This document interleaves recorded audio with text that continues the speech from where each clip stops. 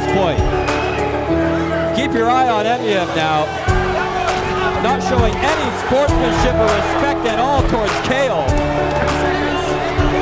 And now this thing's turning into a war!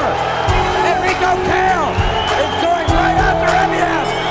Both these guys! And look at Emiev! Staring him down!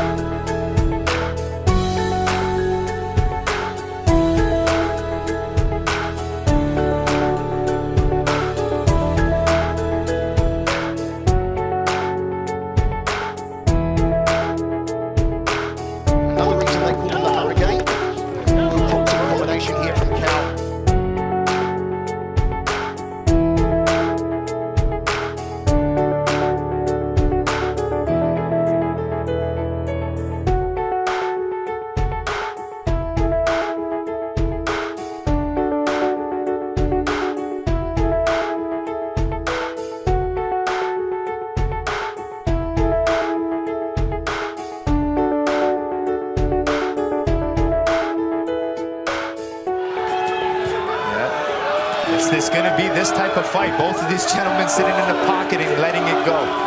Kehl in the red, the German. Belay, the Frenchman, in the black.